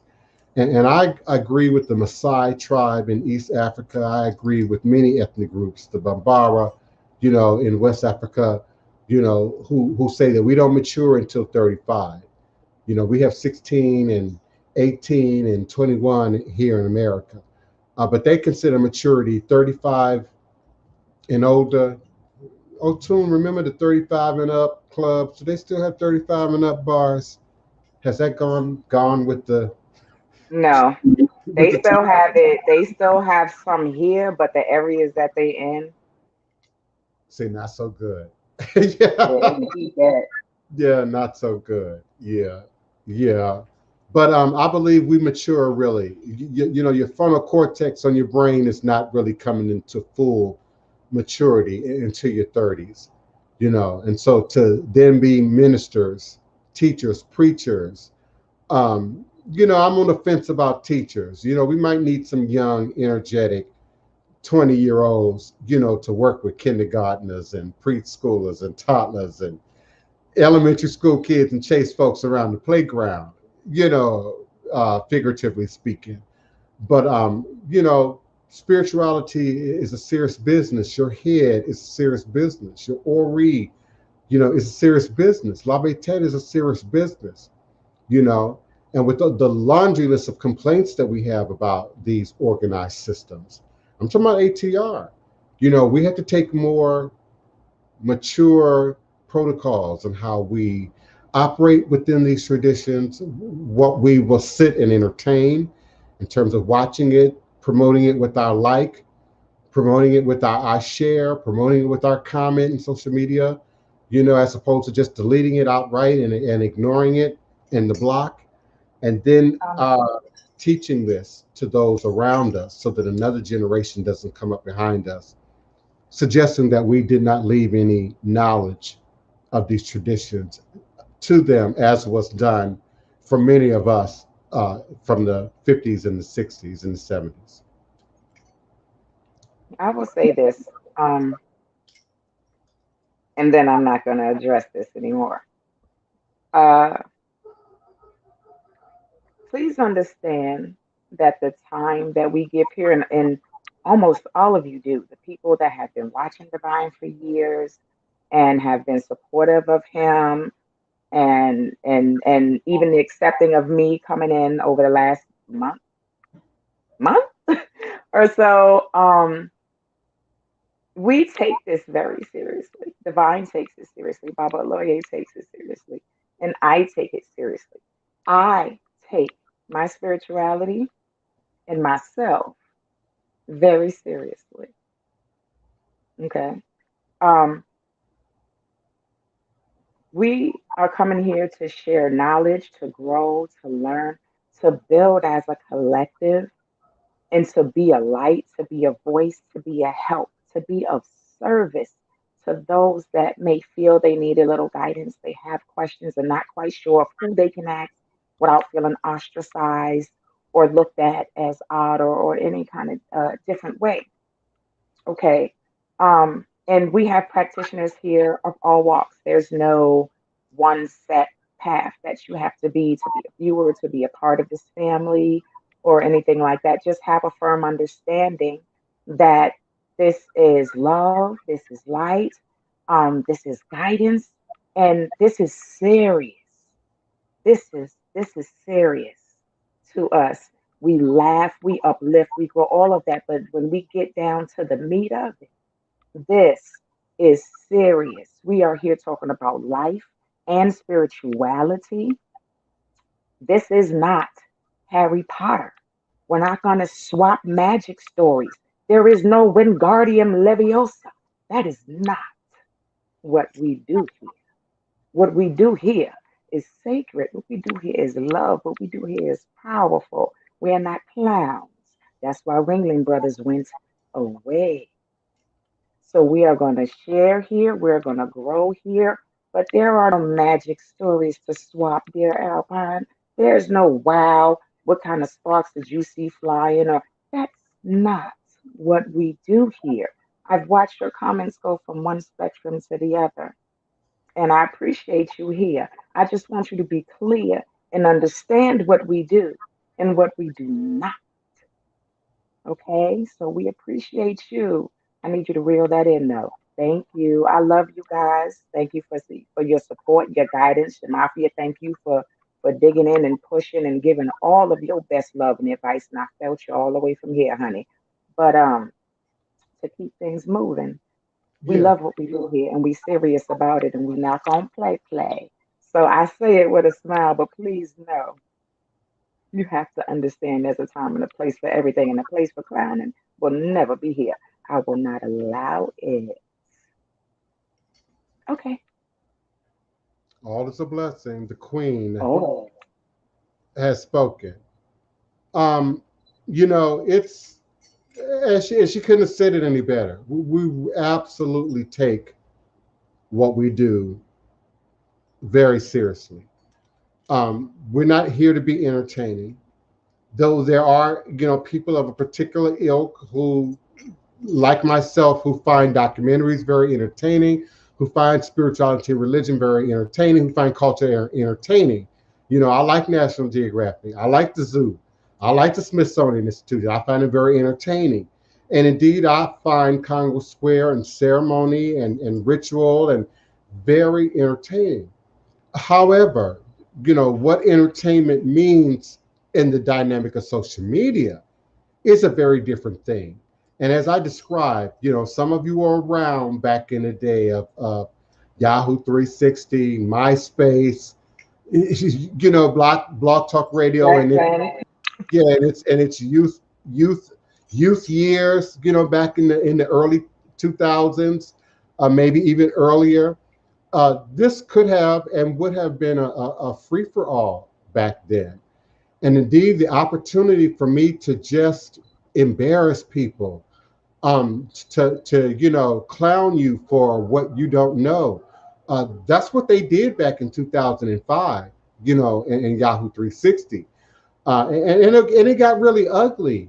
Sometimes it was the blacks against the Hispanics. Sometimes it was the Lukumi against the Nago. Sometimes it was all the Yoruba community against the wannabe witches. Of course, there was the Hebrew Israelites, and the Kemetic community, and the Dr. York's children was prominent, but back in that day. And it was often a free for all.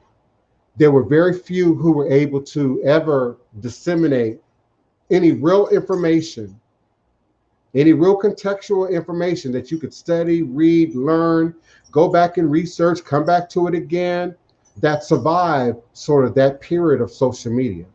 Very few. And I don't want to start naming names, but there are very few. I might have slipped on one just then, but very few who survived that time period. I'm one of them, and for the most part, that whole energy has gone away. You don't see those kind of debates as much anymore. You don't sort of see that kind of back and forth as much anymore. Even in TikTok, which is very surprising to me, I'm not seeing a whole lot of, heated debating like we did. I think people begin to realize how important, something that I used to say often, if indeed Yoruba is going to survive, then they have to be supportive of ATR, all of ATR. If indeed Voodoo is going to survive, it has to be supportive of ATR, all of ATR. And we can't debate one path, one ethnic cultural tradition, to another in terms of which is more powerful, which is easier to get into, which one is going to, bring me my carnal desires and needs faster than the other ones. I'm grateful to say I'm seeing our community really grow out of that, really grow beyond that. Now, do we still have, an immature segment to our community, irregardless of age, but just an immature segment to our community that is still looking, to stick pins in voodoo dolls, to curse they boyfriend into blind love and madness, into, bringing them instant success and luck and money, and wealth, but they can't add one and one together. They can't keep a budget. They aren't willing to show stewardship to God and to the ancestors for a blessing of wealth, of financial wealth. We can't go back to those days, nor will we. And as an actor, a professional actor and cultural performer, and sometimes professional background artist, a phrase that I coined PIBA, professional expert background artist, I have plenty of room for entertainment, plenty of room for comedy. There's space for humor. There are profiles and destinations you can go in social media when you just want to feel good, when you just want to chuckle, when you just want to see some skin, whatever that might be. But as my cousin said, this ain't that place, this ain't that room, this ain't that space. And let's be clear. Love 77. No, honey, I wasn't talking about you and what you said about the YouTube. I know you wasn't referring here. Um, what I want clear is that I in no way seek to. I don't want anyone to feel unwelcome or misunderstood or unsupported or anything of that nature. But what I want to be clear is that when you come here, you're not dealing or speaking with people that are stupid. Okay. I will answer your questions. I will encourage you. I will uplift you. But while you're talking to me, make no mistake that my ori is razor sharp. So whatever kind of BS a person may be trying to hide in the background, oh, please believe me, my cousins Divine and Baba Oloye. Oh, we see you. You're not gonna come up in here trying to ask questions like you want to know something, then slide over and be saying this and that later. I see you. And I wasn't referring to you, Love 77. I was referring to the other person that was commenting who I don't see him anymore. So I guess he's removed. But I wanted it to be clear that we're gonna answer questions. We're here to help. We're here to be of service because ultimately that is the job of a priest, period, is to be of service. But I also want it clear that I'm not going to be toyed with. I'm not here for that. And if you press me and I give you grace to kind of back on up and you still want to jump around and pop your chest out, then I'm gonna take my little pen and I'm gonna pop that bubble and I'm gonna sit you down because that's not what we doing here. You're not going to go from one spectrum to the other and bring yourself up in here under the guise of wanting to know when you're really just seeking attention because you have mommy issues or maybe you was breastfed too long. I don't know. But popping up in here, in 1 minute you act like you seeking, and the next minute you want everybody to think that you the all powerful Oz. Yeah, because my mama was a white witch. From where, boy? Narnia? Boy, Right, bye. right. Bye. So And we're oh, not going to do that here, and I'm not going to let it go for so long. I just don't have it in me to do that. The Willamette in me, the Constance Vaughn in me is gonna cut that, and we're not doing it. I love y'all. I love me too much. I love my cousins too much to allow their gifts and allow what we do here in the sanctity and the space in which the Divine Prince has created to be toyed with, clowned, or fooled. Baby, you ain't tricking nobody in here. Your mama was a white witch of Narnia. Bye. We're not doing that here. This isn't Harry Potter. This ain't Harry Potter. Come on now. So we're not going to do that here. And I'm going to make it clear. I'll give you as much grace as possible, but I get you together. I fix you know what crowns, gets me, but I will Otun? knock that sucker across the room too. Hold on, what gets me, Otun, is people take me at face value. I've been accused of being mean. I've been accused of being too serious. I've been accused of being just over aggressive. And what y'all don't understand is out of this trio here, me, Otun, and Oloye, I'm the most sensitive and the softest and the most forgiving. And I'm telling you now, like she said, often we see you coming. We see you at the gate. We see you when you enter the room. If you don't already know, when we do this little webcam thing, it's a little private chat be going on in the background. We didn't already talked about you. Yeah, we talking and we typing at the same time. We didn't already peeped you out. Usually I've already predicted why they're here, only for you to, 2 sentences later, say exactly what I said. you know. So like she said, her third eye open, honey. It's on fire. It's on point. We see you, and I can't tell you how many times I've let people stay in a room that she or my cousin would have otherwise had me to mute you or block you from the room altogether. Alpine, I didn't annihilate you, beloved. You annihilated yourself. I seek no angst with no one here. Any of the people, any of the listening or watching family that has been apart for a certain amount of time know that we always seek to uplift. Well, why do you feel upset, baby? That's for you and your therapist to figure out. Okay. But I'm going to tell you here that right there, see, what we're not going to do is no veiled threats, baby, because my appendix is just fine and my ancestors clip breaks and snatch weaves. You better watch your mouth. I don't care about your feelings. What you don't want to do on this Ose or Yakabiasi your Shango day is to talk that talk when you know you can't walk that walk. I don't care. Let me tell you something. Put a condom on, baby boy. Fuck your feelings.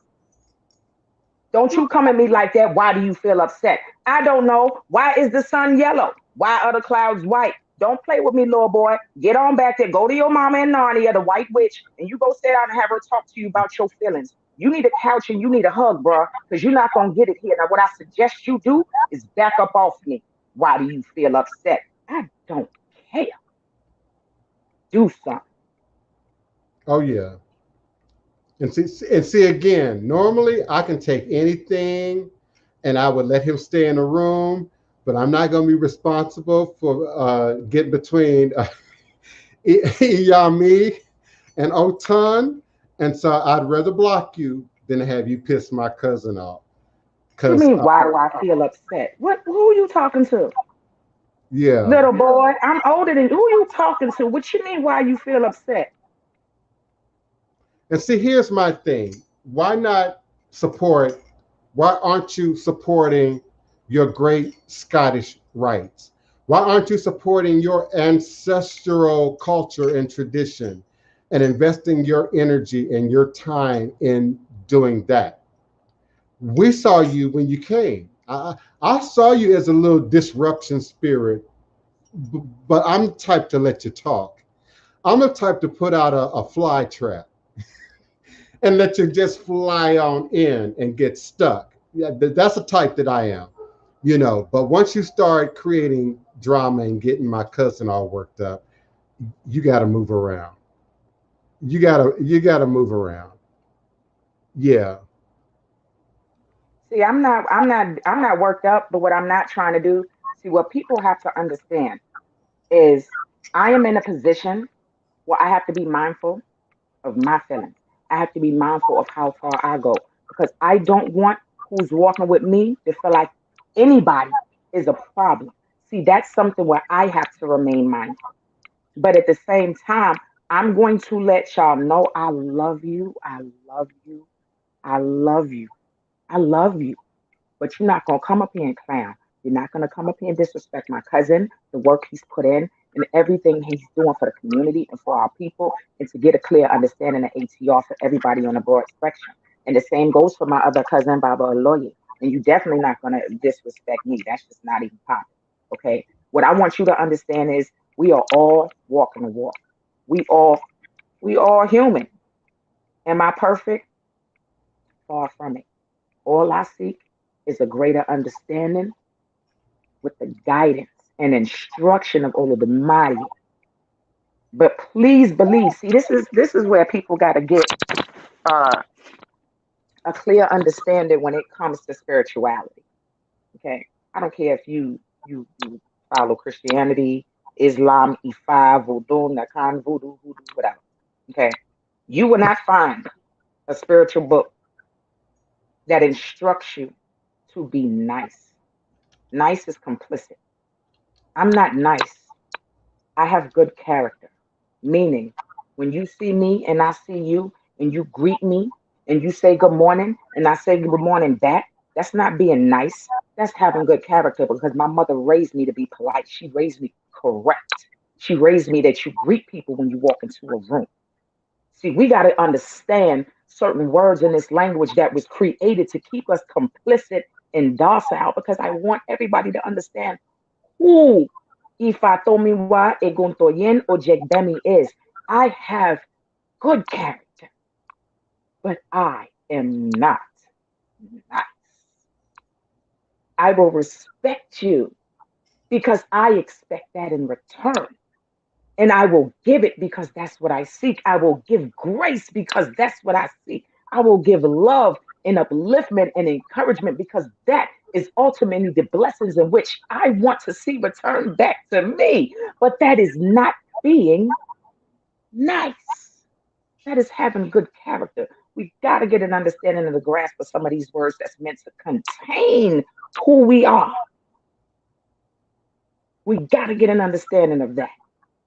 So for those listening that felt the kind of way or felt a little disheartened by how I may have felt or reacted to that person, my intention was not for you to feel that way, but I want you to have a clear, concise understanding of who I am because I love you all and I encourage you all. But you're not going to clown me. You're not going to disrespect my cousin. You're not going to clown my cousin's work and everything that he's putting forth in the sacred space here. I'm going to defend that. And sometimes the defense is going to be ugly. And sometimes it's going to hurt, but you will be okay. I just want to keep spreading love and uplift us in this moment because that's what this is all about. It's all about love, and families ain't going to always get along. sometimes we're gonna have to roll up that paper and pop you on the back of your neck and sit you down so you get your mind right. And then you could come back. He could come back at a later time. I don't want him banned forever. Come on back. Let's talk. Let's talk. If you want to wait till we have a movie day, we want to talk about The Lion, the Witch, and the Wardrobe, we can do that too. But I want it to all be appropriate. What they say, divine everything in decency and order. That's all. That's all. That's all. I love y'all. That's all. I'm happy. I love y'all. Yes. Yes. I just don't know what it is about, our sacred spaces that people always feel they have to come into and control, dominate, violate, color with their own ideals and personalities, particularly when we're talking about ourselves, our own ethno-cultural family or, traditions. I just don't get it. I don't. That's probably not entirely true either. I probably do understand. I just don't want to believe, as many of us don't want to believe that, wickedness still exists in the world and that there are those who would otherwise still seek, to maintain the status quo, as it would be, as it is. So I'm grateful for you, beloved. I'm grateful for you sometimes saying what I get tired of saying, or saying in a way that I sometimes can't say, or just saying sometimes in a way that's differently to how I might say it. But I certainly appreciate you and many others, Enzo, Khalifa, Arisha, many, Allison Live again, the Goddess Initiative, Shamafia Rothschild, Love 77, of course, those who are with us That's so frequently. Yeah, who are with us so regularly. And so Neophyte Cool. I haven't seen him today. He was missed. Neophyte Bokur, I still haven't checked out with Hoodoo occultism. So I still don't know what's going on with him and his family either. There are actually a few people who are kind of in and out here of late. And we acknowledge, you all have a lot on your plate right now with the pandemic. Some of you all have school-age children. I understand what you all are going through right now. Some of y'all want to rush your kids back. Some of you don't. Some of you need more information. Some of y'all need some kind of protection. I get it. I'm grateful not to have children. I'm grateful my mother's no longer teaching in the public school system. And I can always limit, who comes and goes from the temple space here. Oh, and let me say, as I've said so many times before, please, please, I know it's summertime and y'all doing family reunions and vacations and the girls' trips and the weddings and all that kind of stuff, but don't have so much fun and get lax and forget that we got variants out here. Lambda variant, Delta variant. You cannot just show up at the house of the Divine Prince, Tide Posters and Hoodoo Central and expect that not only am that I'm going to just readily give you an appointment last minute unannounced. At this stage in the game, and in all humor and sincerity, I'm not even answering the door at this stage in the pandemic game. The door now answers itself, and you can leave a message. I'll most certainly see you. You'll be caught on video. Hey, thank you for stopping by. Depending on your message, I might even start posting them to social media. I don't know.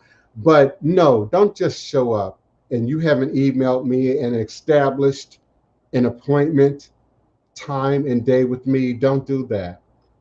And many of you are showing up with no mask, whole family with no mask, no offerings for the ancestors. We get protocols we acknowledge, around these parts. So please email me, DivinePrince at houseofthedivineprince.com, well in advance of your coming to town to see me. If you're coming to town from out of town to see me 2 weeks or more, I should have an email request letting me know that you're coming, when you're coming, unless you're coming on an emergency. And even then, you still need to email me way ahead of time, and be prepared to follow urgent care protocols. Don't just show up in town. Many of you have heard Jazz Fest has been canceled, so there won't be no Jazz Fest again this year. We'll be jazzing and festing in place again this year. No Jazz Fest. So many of you, I know, already got your non-refundable tickets, already got your non-refundable Airbnbs and whatnot. And I support that. Y'all are still going to come. And then Otun, they're going to drive all over town looking for what bars are open, what venues are open, where they can go and what they can do. Just don't show up at my door thinking you're going to come in the same day within a couple of hours without having let me know. My schedule just don't allow for it. SOS and my commitments to SOS and getting this newsletter out, I ain't got time for that. And so I felt guilty because you don't know who it is. Is it Otun at my door? Is it Merlene at my door? Is it Denise at my door? So I'm calling because I like to eat. You're gonna have to have some food, and I'm plucking stuff out your garden. It's gonna be a whole bunch of stuff. You're gonna know what I'm cooking. I might not even have my hair did. I might not even have my wig on. My face might not even be together. And then I crack the door. Some of y'all done been through this with me. Do you have an appointment? And mind you, I got a sign on my door. All of y'all have seen it. I've posted the pictures, by appointment only. And it has my website, which not only connects you to my email, but has a contact form on it. And when you fill out the contact form on my website, GoDaddy automatically emails that contact form to me. So just like Otun and her third eye with people coming into the chat, I got third eye too with tourists and people coming into town, and people will say anything to see me. People will create any kind of scenario to make it happen, okay, to make it happen, only to have me say, don't this sign say by appointment only? If you didn't know before you got here, now it's on the door. Don't you see the sign? So now I don't have to do that. So a quick plug out to Ring Security. Yeah, I now have Ring. So if I'm here, I might talk at you. Hey, boo, I'm not available. I'm not coming to the door. I might talk at you. But if I don't respond, I'm probably in a reading, in a ceremony. Leave a message. And I probably won't have time to respond to the message because they will be video messages. Go back to your hotel. If you're staying for 2, 3, 4, 5 days, send me an email. What gets stuck in my craw, Otun, is what time is it? It's 2:03, right? It's 2:15. I'm at your door. I have to be at the airport in 4 hours. Can we have an appointment? No. No to the no. That's what I'm talking about, girl. That's what I'm talking about. So don't do that. Patty LaBelle on them. Yeah, don't do that. Don't do that. Luther, honey. No, Luther. Luther was No. No. Yeah, go Luther on them. Okay. No.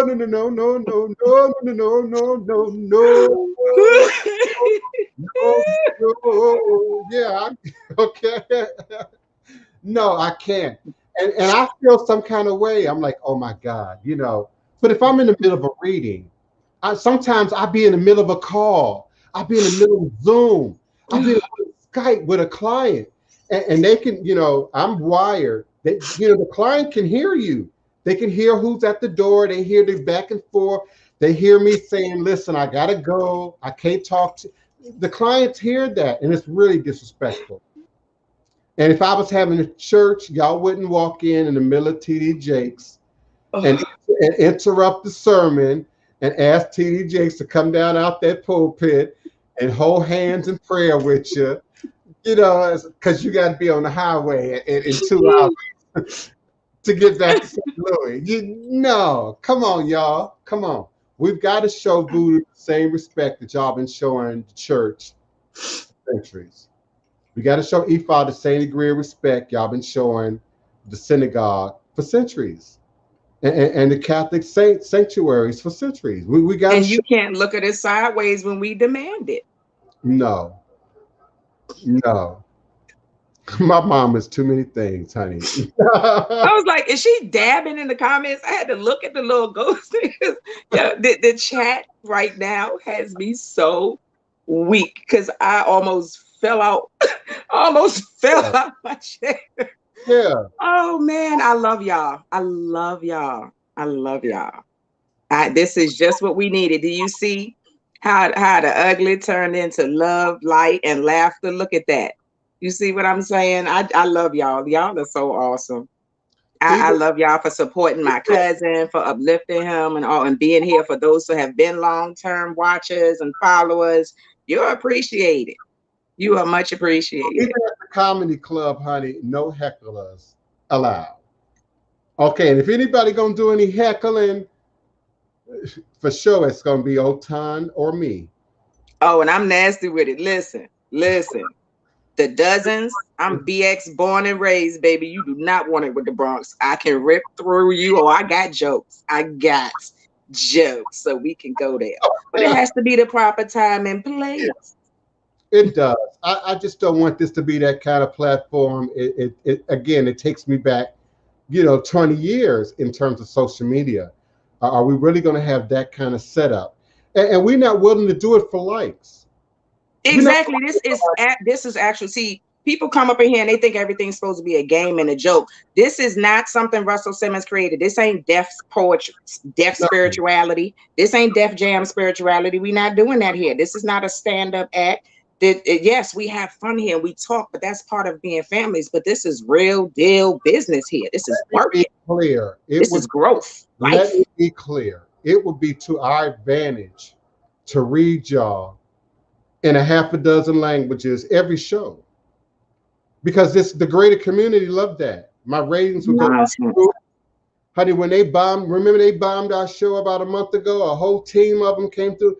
It was big mad. Roof. My ratings went through the roof. So people would love to hear Otun eat y'all up and spit y'all out every show. People would love to hear me read y'all, as my mama would tell you, I really know how to do. I am very well disciplined on my best behavior when I'm in this platform. So I look forward to connecting with you all again. I don't want to tell no lies. I want to say Wednesday at high noon. I'm looking at Michael. It's something missing from my calendar. Someone got their baby listening and he keeps saying hi, but he don't know that we can't see him. So I want to say hi to little Michael. So Deandra Pierre, tell Michael we say hi, Michael from Otun. Thank you for listening, beloved. It starts young. Bring them. Let them learn. Let them grow. Our children could teach us stuff sometimes. Oh, you're not the only one. I don't want to call out anybody's business, but we have other mothers in the room that's got their kids with them. Who are they? Hello, all the young people listening. Listen to your mothers and your parents. I'll call one. That's the Goddess Initiative, because I know she don't. Now remember, Goddess Initiative was pregnant, had her baby, came to New Orleans, and still be listening to the show every day. So don't look at and see. I didn't know that. Hey sis, oh, you and your baby listening. That's what I'm talking about. That's what I'm talking about. Next level. Get that. That's right. Let these babies recognize their gifts early. Get them their connection early. That's right. That's right. I love it. The Omas Indians. So I'll meet with y'all Wednesday at high noon. All is a blessing. Love y'all. Odabo. Before our